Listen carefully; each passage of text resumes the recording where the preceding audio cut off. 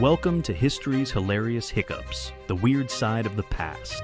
Did you know to get pearly whites, ancient Romans used urine? Yep, you heard that right. And believe it or not, there really was a Pied Piper of Hamelin who played his flute to lead rats out of town. Talk about a unique pest control service. Oh, and for the grand finale, the first hot air balloon launch, conducted by two brothers who wore sheep intestines as clothing. Who knew history could be so bizarre? Thanks for tuning in.